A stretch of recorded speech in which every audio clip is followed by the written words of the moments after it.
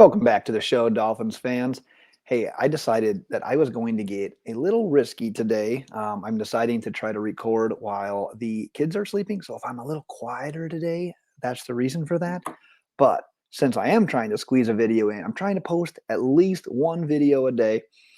Let's get right to the thing because today we're going to be talking about the cornerback position heading into the 2022 NFL offseason. And as you can see on your screen, the top two options for my money, probably the best duo in the entire NFL. Xavier and Howard, Byron Jones, they're both going to be here in the 2022. You can see they're both signed through 2024. If there's any action with those two this offseason, it would likely be like a restructuring of a contract or an extension, just because Xavier and Howard always wants to get paid. So we'll have to see how that plays out.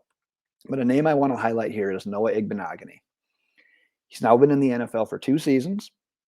He's now going into an offseason with Pat Surtain and Sam Madison as his positional coaches. I don't want to say this because the dude is super athletic.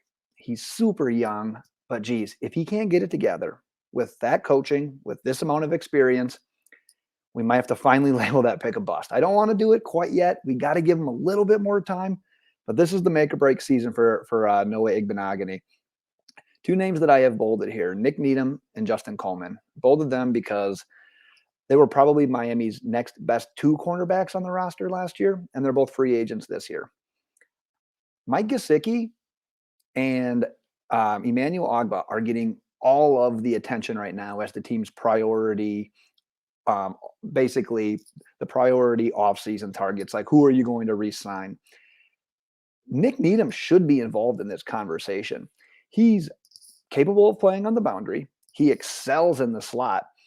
And honestly, if you take him away, let's say the Dolphins let him walk, obviously they're going to add a piece to replace him. But knowing what he knows about the system that's in place, about playing with Howard, about playing with Jones, and the new safeties, you take a step backwards on defense if you do not re-sign Nik Needham. So I think he needs to be a priority signing. Moving on to Justin Coleman. If you don't sign Nik Needham, you probably want to try to throw some sort of offer at Coleman. He's not going to command a lot of money. He started 2021 fairly slow, dealt with some stuff, dealt with some injuries, came back, ended up being a pretty consistent option. Wasn't ever that, he's not that loud splash in your face making all these plays because he's not getting the opportunities like Howard, Jones, and Needham.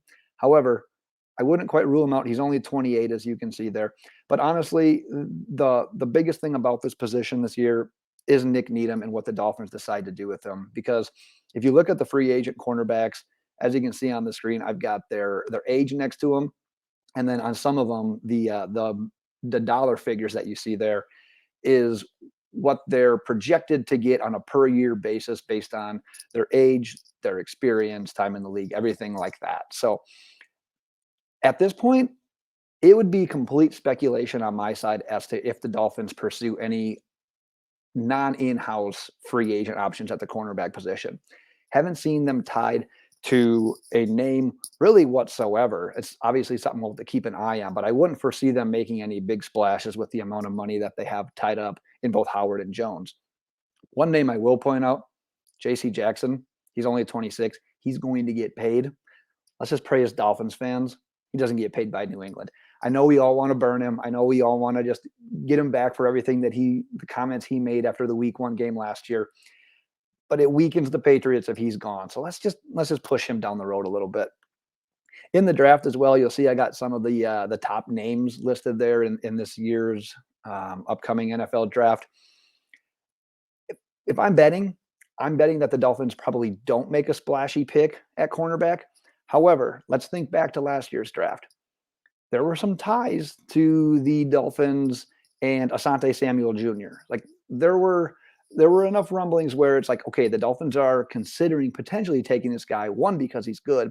Two, you don't know how Howard's knees were hanging up. The contract thing was kind of in balance at the time. So I know that a lot of that has kind of worked itself out. So it's not seen probably as much of a priority at this point in time. But just kind of keep an eye on some of those names as we get closer to the draft process. Like I said, I'm anticipating they don't make a splashy play with the cornerback in the draft, but don't completely rule it out at this point in time either. With that, that's all the time I have today for the cornerback position. Check out all the other positions that we've done so far. We're getting close to the end of these, but I appreciate your time. Make sure you go ahead and subscribe. If you like this video, give it the old thumbs up. Give me your thoughts in the comments as well. Until then, have a good one.